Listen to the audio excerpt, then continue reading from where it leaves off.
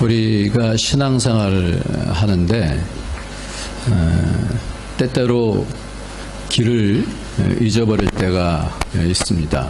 그래서 신앙이다라는 것이 자기 생각으로 신앙을 할 때에 길을 놓치기 쉬운데, 그래서 우리가 적어도 기본적으로 신앙생활을 할 때는 우리의 인생에 로드맵이 있는데, 우리 인생도 로드맵이 있고 회사가 진행되어지는 로드맵이 있고, 그런데 그 인생의 로드맵 가운데서 정확하게 내 인생이 하나님께서 왜 있게 해주셨는가, 그리고 성경에서 말씀하는 그 내용들, 그 하나님께서 내게 인생을 주셨을 때 말씀을 주시고, 그 말씀 가운데서 제일 처음에 하나님께서 창세기를 주시면서 선악과를 주시고 또 믿음이다라는 것을 주시고, 그래서 이 맨 마지막까지 가면서 우리가 좀 전에 우리 찬송도 선한 싸움 다 싸우고 의의 면류관 그러는데, 선한 싸움이 뭔지, 의의 면류관을 어떻게 받는 것인지, 우리의 전체적인 인생 가운데 있어서의 여정들을 잘 모르면 내가 믿고 싶을 때는 때로는 믿기도 하다가 때로는 믿음이 약해지면 에이 이것도 아무것도 아닌 것 같아 그러면서 내 믿음의 생활을 멈출 수도 있는 겁니다. 그러니까 굉장히 중요한 게 내 인생의 가운데서 하나님의 말씀에 있어서의 내 인생의 어떤 위치에 있는지, 이 말씀이 내게 지금 어떤 의미를 갖는지에 대한 부분들을 잘 모르면 인생을 제대로 살 수가 없어요. 그 가운데서 우리가 계속해서 우리가 보아온 것이 뭐냐면 믿음이다라는 것은 머리의 일이 아니라 마음의 일이다, 그렇게 말씀했어요. 뭐라고요? 믿음은 마음의 일이에요.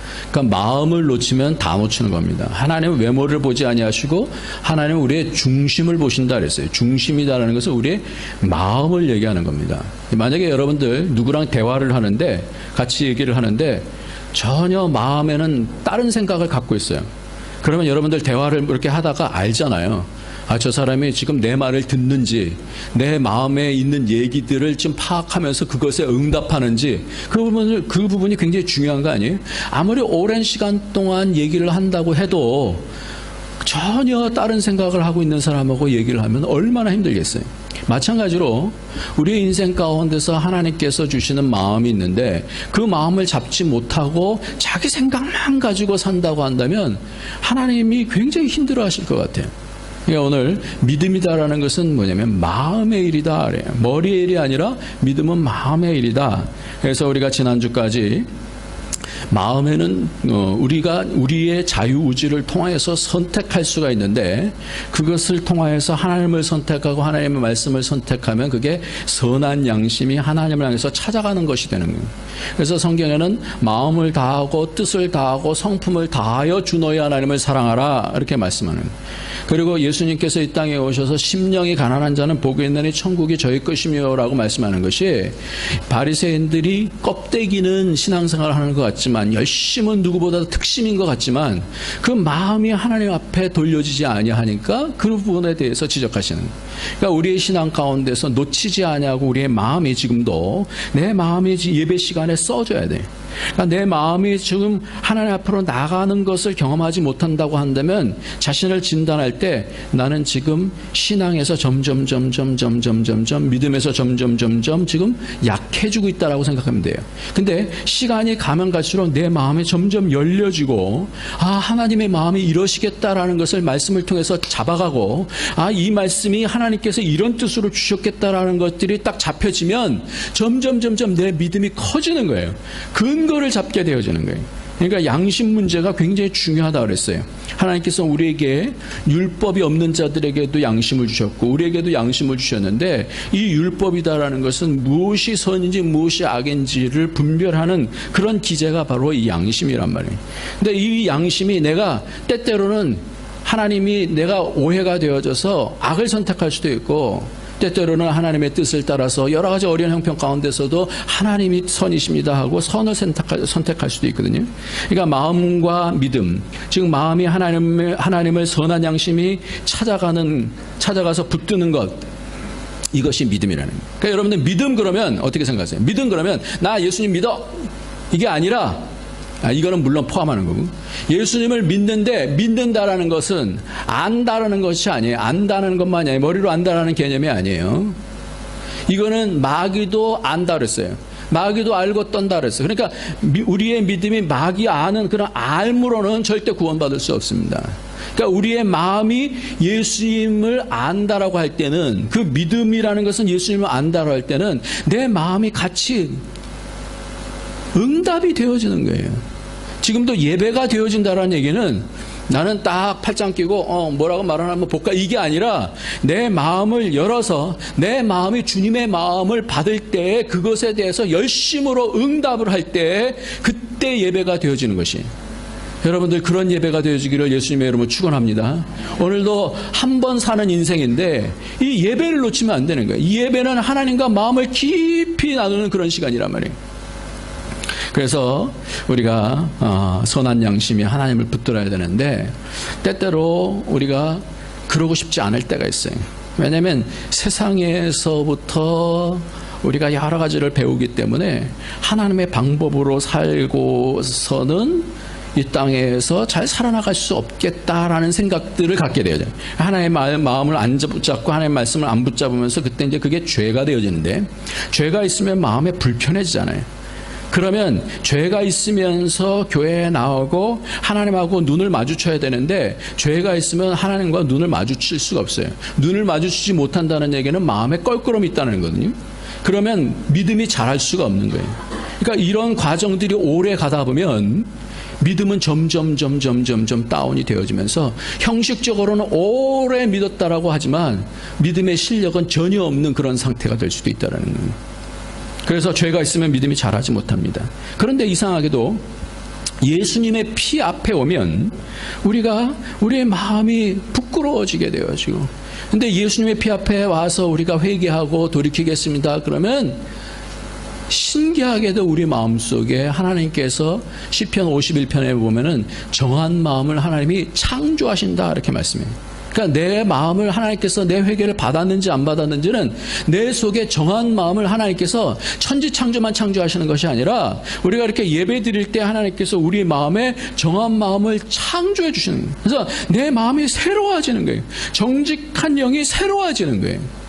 이렇게 되어질 때 내 마음이 이제는 이제 하나님 그래요. 내가 어두워졌던 마음이 성령께서 이제 내가 새로워지면서 성령께서 빛을 비추시게 되면 하나님 마음이 이런 것이군요 라고 이렇게 되어지면서 날마다 천국의 생활. 그래서 하나님 나라는 의와 평강과 희락이라고 그러는데 이게 하나님 맞는 거죠. 이게 옳은 거죠. 하나님 의와 평강, 내 속에 평강이 있게 되어지고 내 속에 기쁨이 있는 그런 생활을 살게 되어져요. 그런데 이 마음이 화인맞게 되어지면 점점 예배드리는 것이 재미가 없어져요. 하나님 만나는 것이 의미가 없어져요. 세상의 걱정만 계속해서 마음속에 차게 되어집니다. 그것이 죄 때문에 그래요. 그래서 오늘도 여러분 마음속에 하나님 내 마음을 창조하여 주시옵소서. 정한 마음을 창조하여 주시고 정직한 영을 새롭게 하여 주시옵소서. 한번 우리가 이 시간에 한번 따라해 봅시다. 정한 마음을 창조해 주세요. 정직한 마음을 새롭게 해주세요. 그러면 우리가 외식하지 않아요.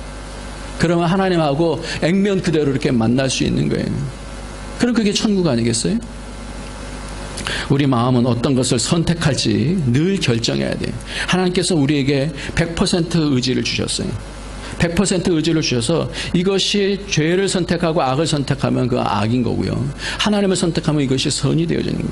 대개는 사람들이 어떻게 세상에서 배워지냐면 자기에게 유익한 것, 자기 욕심을 채울 수 있는 것으로 보통 반응합니다. 그러나 믿음의 사람은 단순히 그러한 판단으로 판단하지 않습니다. 믿음이다라는 것은 이 기준의 원리예요. 기준이에요. 기준.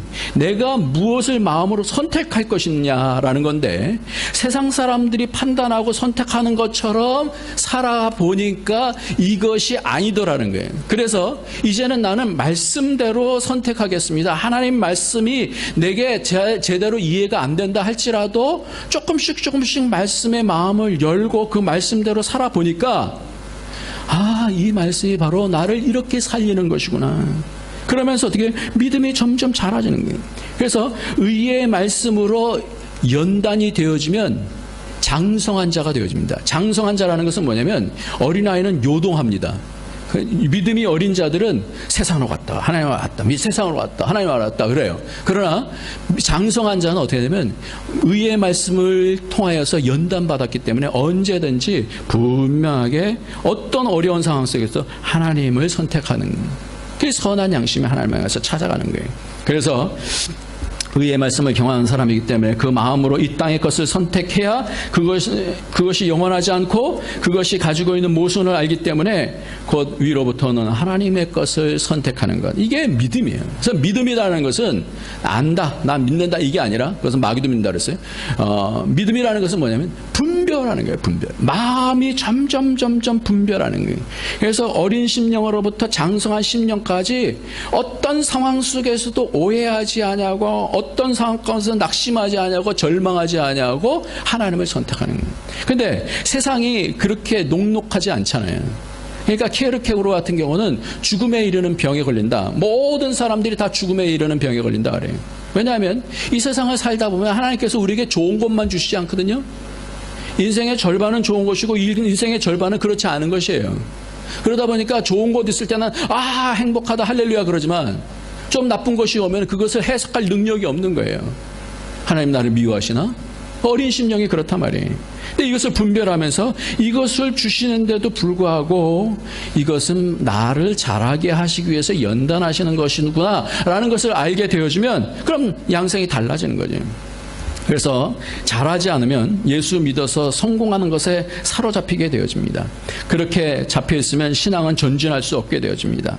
성공이 목적이 되어져요. 왜냐하면 하나님은 테스트하시고 마귀는 템테이션을 하는데 그 가운데서 계속해서 마귀의 밥이 되어지는 거예요. 야, 거 봐라. 너 문제 교회 다닌다고, 교회 다니면 잘 된다고 그러는데 뭐가 잘 됐냐? 응? 너 그렇게 무너진 거 봐. 너 회사도 망했잖아. 이러면서 어떻게 우리의 마음을 완전히 혼돈스럽게 만드는 거예요. 난 마귀의 밥이 되어지고 나중에 그것이 자신을 위한 것이 아니라 영원히 피폐해지는 것임을 알게 되어집니다. 그래서 우리는 자신의 신앙을 분별해야 되는데 오늘 말씀을 통해서, 오늘 말씀의 제목이 뭐예요? 믿음이 자라나는 건데, 믿음이 자라는 것을 통해서 30배, 60배, 100배 결실을 맺고 싶어요. 근데 어떻게 자라는 거예요? 마음이 어떻게 해야지 그 단계를 뛰어넘어서 자라는가 하는 부분들의 세 가지를 오늘 말씀을 통해서 같이 보려고 해요. 우리 인생의 로드맵은 그렇게 어렵지 않아요. 우리는 첫 번째 하나님께서 아담에게 선악과를 주셨을 뿐만 아니라 예수님께도 선악과의 시험이 있었어요. 그리고 우리에게도 선악과의 시험이 있습니다. 계속해서 모든 인생들에겐 다 선악과의 시험이 있어요. 이건 아담만 있는 것이 아니에요. 그러니까 우리의 로드맵은 뭐냐면 인생이 주어지면 반드시 시험이 있다라는 거예요. 그 시험 가운데서 믿음의 사람들은 어떻게 이겨나갔는가라는 것을 보게 되어지면 나도 그 가운데 대입시켜보면 나에게 있어서의 믿음의 약점은 무엇인가, 나는 이럴 때 어떻게 행하게 되는가를 알 수 있게 되는 거예요. 오늘 그 부분을 가운데서 세 가지를 좀 봤으면 좋겠어요. 요셉이에요. 요셉. 꿈의 사람 요셉이에요. 그런데 이 꿈의 사람 요셉을 우리가 생각할 때는 한 인생을 생각할 때 그가 꿈을 꿨으면 그 꿈이 굉장한 꿈이잖아요. 그 꿈을 꿨으면 그 꿈이 하나님의 은혜 가운데서 착착 어떻게 열려질 것인가에 대해서 기대를 하지 않습니까? 믿음이다라는 것을 그렇게 생각해요. 하나님 믿으면 이 꿈이 점을 착착 열려져 갖고 나중에 대박이 터진다라는 그런 환상들을 이제 갖게 되어지는데, 요셉을 보니까 철저하게 하나님께서 그렇게 행하지 아니하시다라는 거예요. 이 가운데서 우리에게 믿음이 어떻게 자라는 것인가에 대한 오류 첫 번째를 발견하게 되어집니다. 그의 꿈을 하나님께서 무참히도 짓밟으십니다. 그를 어떻게 하시냐? 그 형제들에게 의해서 팔리움을 받게 되어지고 노예로 팔려지게 되어지고 감옥에 가게 되어지고 나름대로 애를 쓰면서 다 했는데 그 꿈은 점차 보여지지 않는 거예요. 가면 갈수록 보여지게 더 큰 감옥으로 들어가게 되는 거예요. 왜 하나님은 이렇게 하실까요? 왜 이런 과정들을 허락해 주실까요? 요셉을 통해서 진정한 신앙이다라는 것이 뭔가라는 것들을 주시려고 하지 않으셨으면 이런 시험을 주실 이유가 없죠. 왜 이런 시험을 주시나? 우리는 비전을 쫓아가야 한다라고 생각합니다. 다분히 내게 주신 복이 무언지를 보면서 인생을 살게 되어집니다. 하나님께서 이 복을 주셨을 거야. 그러면서 그 복을 쫓아서 하나님 요번에도 주실 거죠. 요번에도 주실 거죠. 요번에도 주실 거죠. 그러면서 내가 무엇을 그래 하나님 잘할 테니까 이제 내게 그 상급을 찾아서 보상 심리가 작동을 합니다. 그런데 하나님께서는 이 요셉에게 이 보상 심리까지도 다 깨십니다. 잘했어요. 가는 곳마다 잘했어요. 열심히 했어요. 정말 정성껏 잘했어요. 보디발의 아내가 유혹하는데도 불구하고 그것을 다 뿌리쳤어요. 오해를 받는데도 불구하고 정직하게 살았어요. 그런데 어떻게 됐어요? 더 큰 감옥으로 들어가는 거예요. 하나님은 그것까지도 깨셔요. 우리는 일반적으로 하나님 내가 11조도 하고 주일날도 잘 섬기고 또 그러고 열심히 봉사하고 그러니까 하나님 내게 이렇게 복을 주세요라는 그런 공식이 있는데 그것을 깨시더라는 거예요. 하나님 그러면 왜 이렇게 하실까? 신앙이 뭘까요? 신앙은요, 첫 번째로 우리가 볼 것은 뭐냐면 신앙은 이런 글을 봤는데요. 어떤 사람이 고속도로를 쭉 운전하고 가요. 운전하고 가다가 앞에 이 사진 찍히는 데가 있으니까 이 속도를 확 줄였어요. 확 줄여갖고 딱 가는데 착 찍히는 거예요. 찍혔나 보다. 다시 한번 해봐야 되겠다라는 오기가 생겼어요. 그냥 찍힌 거. 다시 한번 딱 뒤로 돌아가갖고 또 다시 이제 거기에 속도에 맞춰서 탁 가요. 근데 자꾸 찍히는 거예요. 뭔가 이상하다. 네, 이게 계기판이 잘못됐나? 또 다시 와서 오기 3번, 3번. 또 다시 천천히 이제는 천천히. 근데 딱 찍히는 거예요. 이거 도대체 뭐야? 그래서 씩거리고 있는데 나중에 고지서가 날라왔어요. 안전벨트 미착용. 그래서 3번이나 세 개가 날라오는 거예요. 자기의 생각은 뭐만 바라보는 거예요? 속도. 우리 인생이 바라볼 때 믿음이다라는 것을 그렇게 내 시각으로만 이렇게 바라볼 수가 있는 거예요. 근데 하나님의 시각은 그렇지 않다라는 거예요. 다른 것을 본다라는 거예요. 결국 요셉은 자기의 꿈에 대한 강력한 것이 있었어요. 그래서 이 꿈이 어떻게 이루어지는가 그것에 대해서 굉장히 크게 생각했을 거예요. 근데 하나님 그것을 다 깨셨어요. 내가 보는 관점과 하나님께서 보시는 관점. 그래서 내 형통으로 가는 것을 하나님께서는 다 깨셔요. 너무나 힘이 들죠.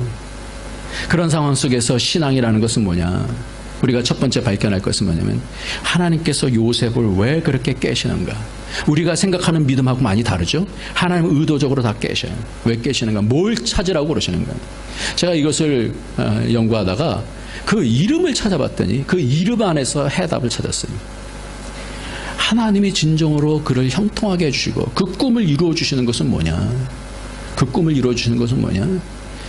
요셉이라고 하는 뜻이 Jehovah has added라고 하는 뜻이에요. 하나님이 도우신다. 하나님이 더하신다. 이런 뜻이에요. 그러니까 인생이다라는 것은 내가 열심히 해서 내 목표, 하나님께서 주신 그 꿈이 이제 내 목표가 되어진 거예요. 하나님이 이렇게 해주세요. 근데 하나님은 그렇게 하지 아니하시고 그 꿈을 내 거로 삼는 게 아니라 그 꿈의 주인이신 하나님을 볼 수 있도록 해주시는 거예요. 하나님이 도우신다는 거예요. 그러니까 내가 보는 관점에서 우리가 믿음의 신앙은 내가 고집하고 있는, 내가 속도를 맞추면 되겠다라고 하는 그것만 찾아서는 안 되고 하나님이 보시는 관점이 뭔지를, 그래서 내 형통이 아니라 내가 형통하겠다라고 하는 것이 아니라 선이신 하나님을 붙잡는 거, 하나님이 붙드신다. 이거는요, 요셉에만 그런 것이 아니라 모세에게도 그랬어요. 모세가 40살까지 잘 왕자로서 살았잖아요. 얼마나 참 축복이에요. 이거 행운이죠. 굉장한 행운이죠. 죽음을 당해야 되는데 왕자로서 40년 동안 왕자의 교육을 받으면서 살았잖아요. 근데 그러다가 40세에서부터 80세까지 이제 목자로서 이렇게 살게 되어집니다. 종횡무진 헷갈리는 거예요. 근데 80세에 하나님께서 나타나셔서 내가 너를 통해서 이 많은 이스라엘 사람들을 애굽에서 출애굽시켜서 가나안 땅으로 데려가겠다. 그러니까 뭐라 그러는지 아세요? 내가 누구한데 그러한 일을 하겠습니까? 그래. 우리는 뭘 보냐면요, 우리 인생을 바라보면서 자기 자신을 바라보기를 원해요. 내가 여태까지 한 것들, 때로는 잘 나갈 때는 신앙도 잘 나갑니다. 내 마음에. 인생이 잘 나갈 때는 내 신앙도 할렐루야 잘 나가요. 근데 뭔가 왕자의 그 삶 속에서 목자로 목동으로 양 키우고 있을 때는 어떤 생각이 들까요? 나는 아무것도 아니구나. 40년 동안 썩고 있구나. 그렇게 될 때는요, 인생이 잘못 나갈 때는 나는 또 아무것도 아니에요. 근데 그게 인생이라고 그러지 않아요, 하나님은. 내가 누구간데 그 일을 하겠습니까? 마음이 푹 낮아져갖고 그러한 모세에게 내가 누구한테 그 일을 하겠습니까? 그럴 때 너 누구다라고 얘기하지 않아요. 정녕 내가 너와 함께 할 것이다. 이 말씀하는 거예요. 그게 하나님이 바로 하나님을 붙잡게 하시는 거예요. 나의 어떠함을 붙잡는 것이 아니라 믿음이다라는 것에서 첫 번째는 뭐냐면 나를 다 깨시는 거예요. 내가 의지하고 싶은 것들 다 깨는 거예요. 내 장점들 다 깨시는 거예요. 우리는 그걸 붙잡고 뭔가 하나님을 이용하고 싶어 하거든요. 근데 하나님 그걸 깨셔요. 나를 붙잡는 거 깨는 거예요. 내게 선한 것이 없다는 것을 알게 하시고 하나님께 포커스를 맞추게 하는 거예요. 그것이 첫 번째로 이 요셉을 훈련시키시는 방법이에요. 내가 보는 관점이 아니라 하나님께서 보시는 그런 관점을 통하여서 모세가 내가 누구한데 그럴 때 내가 정녕 너와 함께 하겠다. 이것이 그를 첫 번째로 훈련하셨던 거거든요. 예수님께는 안 그런 것 같아요. 여러분, 예수님이 제일 처음에 사역하실 때 시험 받으시거든요. 예수님에게도 선악과가 있었습니다. 그러니까 이 사단이 와서 뭐라 그러냐면, 야, 40일 금식했으니까 너 하나님의 아들이잖아. 이 돌들 가지고 떡덩이가 되게 해. 이렇게 얘기하는 거예요. 너 능력 있잖아. 뭘 보는 거야? 뭘 지켜 세우는 거야? 너 돌로 하나님의 아들이니까 돌로서 떡덩이가 되게. 사람은요, 뭘 바라보냐면 믿음이다라는 것을, 믿음은 믿음이고 내가 잘하는 건 내가 잘하는 거거든요. 그러니까 뭔가 이렇게 지켜 세우면 어떻게 하냐면, 그렇지, 내가 돌로 떡덩이 만들 수 있는 그런 능력이 있지. 그래, 돌 떡덩이 만들자가 아니라 분명하게 그 가운데서 분별하는 거예요. 사람이 떡으로만 사는 것이 아니요 하나님의 입으로 나오는 모든 말씀으로 사는 것이다. 내 근거, 삶의 근거는 내 잘남을 통하여서 살지 않겠다. 뭘 잡겠다라는 게? 하나님의 말씀을 잡겠다라는 거예요. 그게 선이다라는 게, 이게 선악과거든요. 그리고 높은 꼭대기에 떨어져 봐. 그러면 어떻게 해요? 천사들이 와서 밑에서 탁 받쳐줄 거야. 그럼 여러분 어떻게 할 것 같아요? 우리가 속는 것이 뭐냐면, 항상 사단은요, 우리의 잘남과 우리의 못남 가지고, 그것을 가지고 엎치락뒤치락하게 만듭니다. 잘난 걸 가지고 뭔가 마음을 기쁘게 하면서 흥분하게 만들고, 잘 못하는 것을 가지고 우리의 마음을 완전히 바닥으로 쳐내거든요. 하나님께서 너 딱 뛰어내리면 천사 통해서 착 받들어 줄 거야. 얼마나 기분 좋은 소리예요. 야, 그럼 좋겠다. 그러니까 뭐라 그래요? 주 너희 하나님을 시험치 말라. 하나님은 시험의 대상이 아니다라는 거예요. 내 초점이 중요한 게 아니라는 거예요. 내가 뭔가 마음껏 자랑하고 싶은 건. 그래서 교회 안에서도 뭔가 이렇게 잘하면 누가 막 칭찬해주면 이러다가 누가 뭔가 좀 뭐라고 그러면 어떻게 돼? 섭섭하게 확 들어가잖아. 왜 그래요? 내 자신에게 초점이 있기 때문이라는 거예요. 누가 나에 대해서 뭐라고 그러면 굉장히 마음이 눌리고 막 우울증에 빠지고 막 그러잖아요. 왜 그래요? 초점이 나에게 있기 때문이라는 거예요. 우리의 믿음은 내게 있지 않아야 하는 것을 고백하는 거예요. 우리의 믿음은 하나님께 있음을 믿으시기 바랍니다. 어떤 상황 속에서도 하나님을 붙잡는 거예요. 이거를 붙잡으면 믿음이 커지는 거예요. 세 번째 시험이 뭐냐면, 너 나한테 한번 절해봐. 세상 모든 영광을 보여주면서 딱 한 번만 절해봐. 내가 이거 모든 걸 다 줄게. 그랬어요. 그랬을 때 그 유혹에 빠지지 않고 세상 것 다 없어지는 거야. 오직 내가 섬길 대상은, 오직 경배 대상은 하나님밖에 없어. 그러면서 이기게 되어지는 거예요. 그러니까 첫 번째 시험은 뭐냐면, 우리에게 주어지는 이 로드맵에 있어서 어떤 상황 속에서도 나의 어떠함을 붙잡지 않고 하나님이 하시는 줄 믿습니다.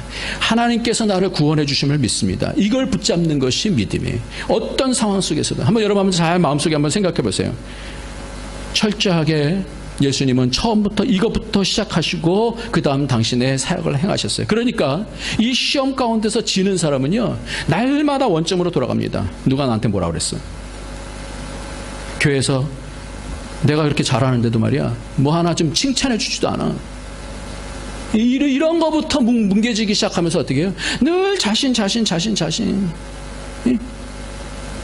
그럼 신앙이 자라질 않아요.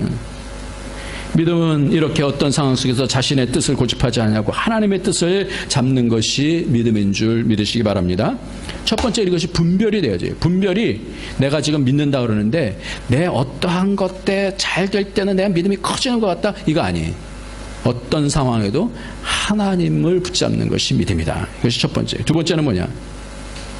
두 번째는 뭐냐면 지금 요셉은 형통에 대한 복을 받게 돼요, 지금. 하나님께서 함께 하심으로 형통하였더라 그래요. 근데 한국 교회가, 아니 우리가 믿는 믿음이 잘못된 부분이 이 부분이에요. 이 부분을 딱 뛰어넘으면 우리의 믿음이 껑충 뛸 수 있는 건데 여기서 막히는데 그게 뭐냐면 하나님께서 형통이라고 하는 복을 우리는 뭘로 보냐면 탁월로 보는 거예요. 성공으로 보는 거예요. 하나님께서 함께 하심으로 성공하였다. 하나님께서 이번에 함께 해주셔서 우리 아들이 서울대학 들어갔습니다. 우리 아들이 뭐 어디 갔습니다. 내가 이번에 좋은 직장을 받았습니다. 하나님 할렐루야. 그래요. 근데 성공하지 못했으면 어떻게 되는 거예요? 교회도 안 나와. 이게 왜 그런 거예요? 형통이라는 복이 탁월이라고 생각하는 거예요. 그러니까 1등 하던 사람이 1등을 못해요. 그 2등 했어요. 그러면서 자살해요. 한국 교회의 병이 세상에 있는 원리가 그대로 다 들어와 있어요. 그래서 교회 안에서도 뭔가 더 너 잘하고 탁월해져야 되는 모든 것을 잘 돼야 되는 것을 얘기하고 있습니다. 그래서 인류대학들하고 좋은 직장들하고 이런 것을 형통이라고 생각해. 근데 그러면 그렇게 들어가지 못하면 어떻게 되는 거예요? 늘 나는 하나님이 사랑하시지 않나 봐. 이렇게 되어지는 거예요. 다 루저 인생이 되어버리는 거예요. 근데 성경은 그렇게 말하고 있지 않아요. 어떤 가게에 내게 능력 주시는 자 안에서 내가 모든 것을 할 수 있는 자라 이것을 딱 붙여놨어요. 물론 교회에서 죽겠죠.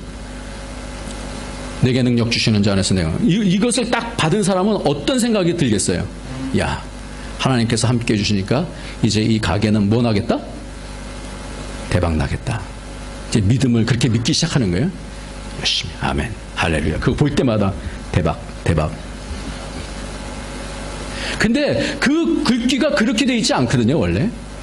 빌립보서의 말씀이 내게 능력 주시는 자 안에서 내가 모든 것을 할 수 있다라는 모든 것 안에 뭐예요? 내가 빈궁에 처할 줄도 알고, 내가 부한 것에 처할 줄도 알고, 실패할 수도 있고, 잘 될 수도 있고, 이 모든 것에서 뭐예요? 내가 자족하겠다라는 뜻이거든요.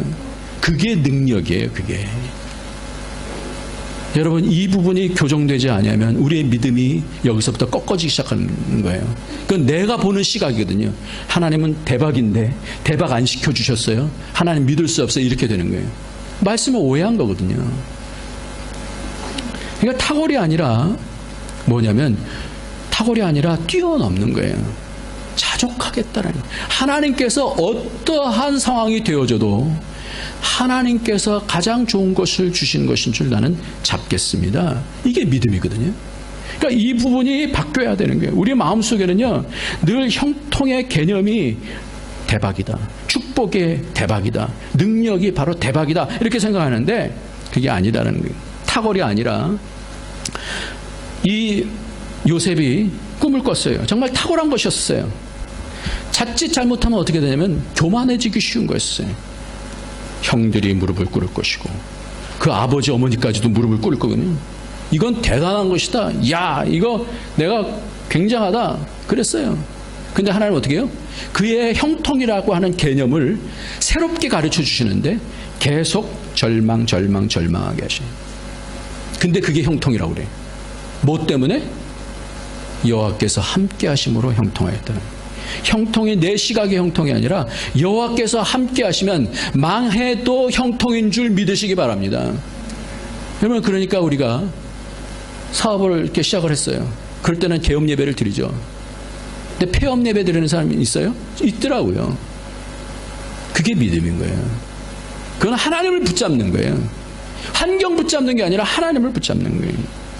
다윗에게 10년 동안이나 기름 부으시고 왜 그렇게 정말 절망의 절망으로 그래서 미친 척까지 하게 만드십니까? 왜 그러십니까? 하나님, 이거 이상한 거 아니에요? 기름 다 부으셔놓고 10년 동안 이게 뭐 하는 겁니까? 한번 생각해 보세요. 그 기름을 부었으면 다윗에게도 꿈이 생길 거 아니에요?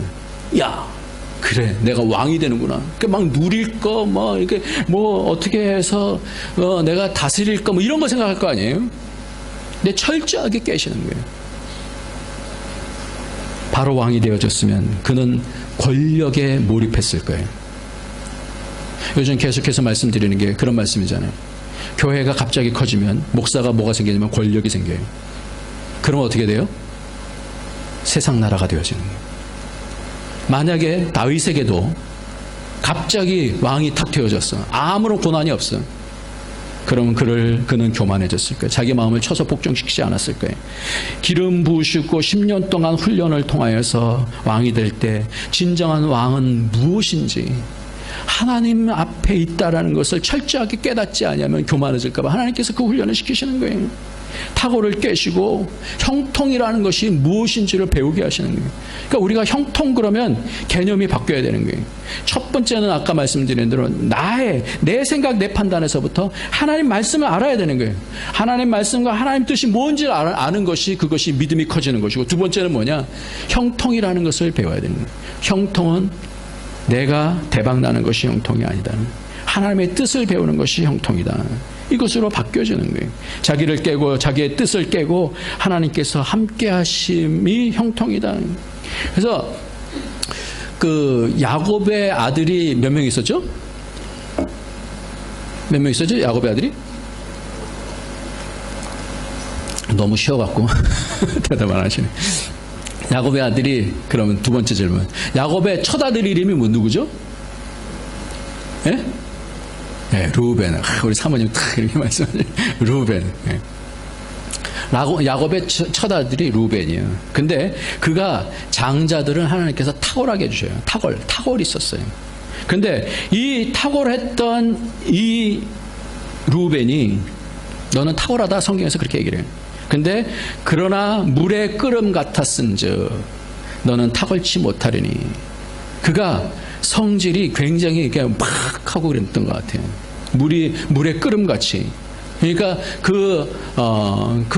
아비의 침상에 올라갔다, 그런 얘기를 해요. 그러면서 그 탁월이 없어져 버립니다. 탁월을 붙잡으면 탁월해지지 않아요. 하나님을 붙잡아야 할 때 하나님께서 나중에 탁월하게 해주시는 거예요. 탁월하라고 하면 상처가 생깁니다. 왜? 내가 탁월한데 잘 안 되면 그때부터 힘든 거예요. 자기를 잡아야 되고 자기의 성공을 붙잡아야 되니까. 그러니까 예수 믿으면서 믿음이 제대로 되지 않으면 계속해서 하나님께 구하는 것이 탁월, 성공인데 그렇게 되지 아니할 때 낙심하고 절망하게 되어지는 거예요. 그것이 믿음이 아니에요. 탁월하려고 하면 상처가 생깁니다. 요셉의 특이한 점은 뭐냐면 상처가 없다는 거예요. 왜 상처가 없겠어요? 그런 상처가 있었던 사람인데 그 상처를 이긴 사람이에요. 그래서 어렸을 때부터 형제들에게 핍박받고 인신매매당하고 강간 미수범으로 누명을 쓰고 감옥에 갔으며 감옥에서도 관리들에게 배신을 당해서 2년 동안 세상에서 잊혀진 세월을 보냈어요. 만약에 여러분이 이런 상황이 됐다, 그러면 그 꿈이 어떻게 될까요? 절망으로 바뀌었을 거예요. 근데 그가 이겨나갔던 것이 있어요. 그가 때마다 이겼었던 것이 있어요. 그럼에도 불구하고 하나님은 살아계신다. 그럼에도 불구하고 하나님은 함께 하신다. 그 이름이 뭐라고요? Jehovah has added라는 뜻이에요. 하나님은 항상 내게 힘을 더해 주신다. 하나님이 힘이시다. 이걸 배우는 거예요. 우리가 배워야 될 게 그거예요. 아브라함이 어떤 짓이에요? 아브라함이 창세기 15장에 보면 한번 보겠습니다. 창세기 15장 1절을 한번 봅시다. 그가 연합군을 쫓아가면서 자기가 길리움 318명을 통하여서 그 가운데서 롯과 그 가족들을 또 많은 재물들을 다 다시 받아왔어요. 근데 두려운 거예요. 5개 연합국이 자기를 다시 쳐올 거거든요. 보복할 것이 두려운 거예요. 그때 하나님께서 말씀해 주시는 것이 있어요. 그게 뭔가 15장 1절 이후에 시작. 이후에 여호와의 말씀이 이상 중에 아브라함에게 임하여 가라사대 때 아브라함아 두려워 말라. 나는 너의 방패여 너의 지극한 큰 상급이니라. 하나님이 가르쳐 주고 싶은 것은 뭐예요? 성공이 아니에요. 성공은 하나님이 함께 해주시는 것이다. 탁월이 아니에요. 내가 잘 나가는 것이 목표가 아니라 하나님이 함께 해주심을 통하여서 형통. 이 순서가 바뀌면 안 되는 줄 믿으시기 바랍니다. 형통을 먼저 찾지 마세요. 하나님이 함께 해주시면 그게 형통인 줄 믿습니다. 그러니까 믿음이다라는 것은 이것이 뒤바뀌고 나면은 계속해서 헤매는 거예요. 계속해서. 요셉이 상처가 없었겠어요? 아니에요. 이긴 거예요. 그때마다 하나님을 선택한 거예요. 하나님이 함께 하심으로 자신의 이름이 Jehovah has added. 하나님께서 더하실 것입니다.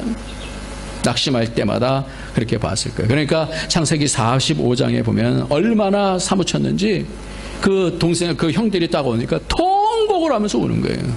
그러면서 그 앞에서 이야기하는 것이 내가 요셉입니다. 그러니까 모든 형제들이 부들부들 떠는 거죠. 그때 얘기하는 것이 당신들은 두려워하지 마옵소서. 나를 이리로 보내신 분은 당신들이 아니요 하나님이 당신과 당신의 가족들을 위해서 나를 이리로 보내셨습니다. 그러니까 하나님이 어떤 때든지 보이는 사람, 이 사람이 믿음이 큰 사람인 줄 믿습니다. 요셉은 그래서 형통의 복을 받게 됩니다. 상처를 뛰어넘어서 하나님께서 함께 하시는 형통을 볼 때 그때 상처를 이겨나갈 수 있는 거예요. 그때 사용하셔요. 상처가 있는 교인들은 하나님께서 쓸래도 쓸 수가 없어요. 상처가 있으면 어떻게 되면 상처가 치유가 되지 않으면 우리가 지난번에도 봤습니다만 히브리서에서 쓴뿌리가 생겨요. 그래서 언제든지 그 쓴뿌리가 그 환경만 되면은 속에서부터 분노를 일으키게 돼요. 미움을 발생시키게 되어지고 다시 그 환경만 오면 그 자식이라 해서 죄송합니다. 그럼 뭐라 그럴까요? 그 XX 그것이 나와요. 근데 그 가운데서 하나님을 보시는, 하나님을 보게 되어질 그것이 있으면 공동체가 어떻게 해요? 오염되어진다 그래요. 더럽혀진다 그래요. 한국교회나 아니 한국이 바로 아니 우리가 바로 이 병에 걸려 있는 거예요. 형통이라고 하는 복, 축복이라고 하는 복, 남과 비교하면서 하나님과 함께 하심이 보이지 아니하고 대박 그러다가 대머리 됩니다. 비교하지 않고 현실의 불만을 없애고 하나님을 기다리는 것, 이것을 해야 돼요. 그래서 제가 성경을 보면서 이러기가 근데 너무나 쉬운 거예요. 마가복음을 이렇게 강의하다 보니까 귀신 들린 아들이 있는 사람이 그 병을 고치기 위해서 제자들을 쫓아왔어요. 그런데 그 전에까지만 해도 귀신을 쫓는 능력이 있었는데 능력이 안 나가는 거예요. 귀신을 못 쫓아내는 거예요. 전까지만 해도 귀신이 쫓겨나갔는데 귀신이 안 쫓겨지는 거예요. 그러니까 예수님께서 내려오시니까 당신의 제자들한테 부탁을 했는데 귀신을 못 쫓아내더이다. 그러니까 예수님께서 뭐라는 줄 아세요? 믿음이 없는 패역한 세대요. 이렇게 말씀합니다. 근데 제가 곰곰이 생각해 봤어요. 아니 그 전까지만 해도 능력이 있었는데 왜 능력이 안 나갔을까? 그걸 생각해 봤어요. 그랬더니 보니까 그 앞장에 해답이 있더라고요. 그 앞장에 변화산에 대한 얘기가 나오는데 이 변화산에 누구 데리고 간지 아세요? 네? 베드로, 요한, 야고보. 예수님께서 사랑하시는 제자만 딱 데리고 가신 거예요. 그러니까 남은 제자들이 어땠을 것 같아요, 여러분?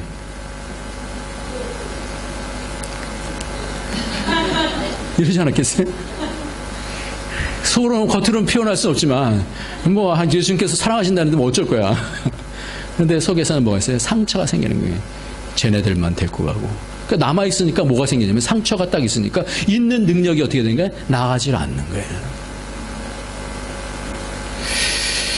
믿음과 상처 굉장히 중요한 관계가 있습니다.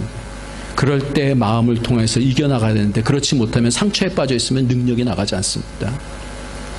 이번에 제가 그 다큐를 좋아하는데 세월호 사건 때문에 이렇게 쭉 그 상처받은 이 트라우마라고 얘기하죠. 이 트라우마 받은 그런 사람들에 대해서 쭉 얘기하는데 무슨 SBS 스페셜인가 봤는데 그 이전에 있었던 대구 그 지하철 사고 난 그 부분에 대한 상처를 받은 사람이 나오는데 완전히 폐인이 됐더라고요. 상처라는 게 이렇게 사람을 망가뜨리는 거야. 마음의 문제라는 것이 이렇게 사람을 망가뜨리는 거야. 이렇게 우울증이 걸리고 완전히 몸까지 다 망가졌어요. 그런데 믿는 자는 이 병에 안 걸리는 줄 믿으시기 바랍니다. 안 걸려야 돼요. 진정한 믿음은 절대 걸려서는 안 되는 거예요. 왜냐하면 케르케고르가 이런 얘기했어요. 죽음에 이르는 병이 있다. 사람들은 모두 이 병에 걸린다. 이 병은 절망이다. 절망. 모든 사람들이 안 되면 절망하는 거예요. 좌절하는 거예요. 낙심하는 거예요. 근데 그리스도인은 이 병에 안 걸린다 그래요. 혹시 걸려도 이 병에서 낫는다 그래요. 그래서 저는 무슨 생각을 하냐면요. 그 광경을 보면서 믿음이 얼마나 고귀한 것인지를 생각했어요. 믿는 것이 얼마나 큰 축복인지를 봤어요. 믿지 않으면요. 상처가 오면 그대로 흡수할 수밖에 없어요. 어떻게 해야 될지를 모르더라고요. 이번에 세월호 그 해서 딸을 잃은 어떤 아버지가 있는데 아들인가 딸인가 그 잃은 아버지가 이렇게 얘기하는데 내가 지금 무엇을 생각해야 될지 모르겠다라는 거예요. 내가 울어야 될지 분노해야 될지 뭘 해야 될지 모르겠다라는 거예요. 근데 믿음이라는 것은 뭐냐면 그거를 이길 수 있게 하는 거예요. 믿음이라는 것은 그것을 뛰어넘게 상처를 뛰어넘게 해주시는 거예요. 그게 축복인 줄 믿습니다. 어떤 상황 속에서도 하나님께서 함께 하심을 통하여 어떤 상황 속에서 형통하는 거예요. 사람은 계속 형통할 수 있는 것이 아니에요. 모든 그 가문들도 잘 나가던 사람들도 다 망할 때가 다 있는 거예요. 진정한 형통은 하나님이 함께 하심으로 형통한 줄 믿으시기 바랍니다. 그러니까 형통에 대한 것이 바뀌어야 돼요. 마지막으로 세 번째는 한번 같이 한번 읽겠습니다. 오늘 본문 39장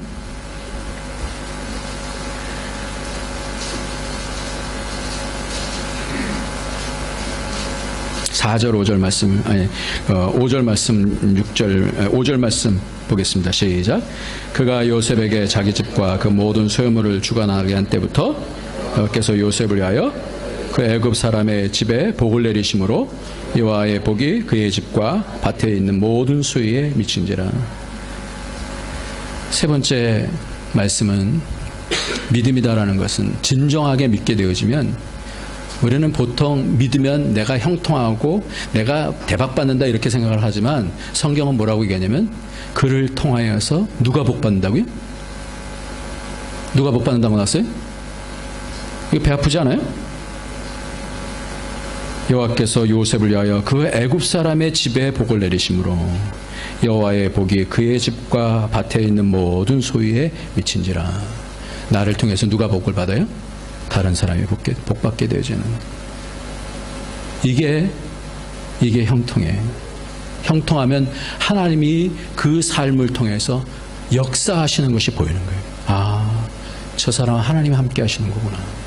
이게 믿음 좋은 사람에게 보여지는 거예요. 믿음이 크게 되어지면 뭐가 보여지냐면 저 사람 하나님이 함께 하시는 거구나. 그게 보여져요.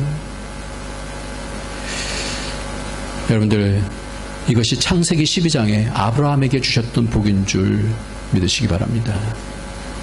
아브라함에게 네가 본토 친척 아비 집을 떠나 순종하게 되어지면 모든 민족이 너를 인하여 복을 받을 것이다. 이런 복이 저와 여러분에 있어지길 예수님의 이름으로 축원합니다.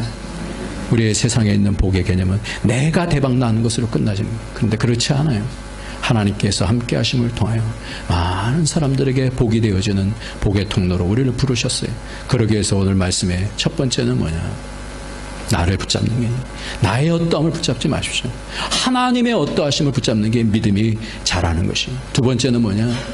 내 탁월을 붙잡지 마세요. 하나님께서 주시는 함께 하심을 붙잡는, 그러면 형통하게 되어지는 복이 있어요. 세 번째로 형통한 자는 자기만 복 받는 게 아니라 많은 사람을 유익하게 하는 그런 복이 있게 되는 줄 믿습니다. 그런 은혜가 우리 교회, 여러분 가정에 우리 모두에게 임하기를 예수님의 이름으로 축원합니다. 기도하겠습니다. 이 시간 기도할 때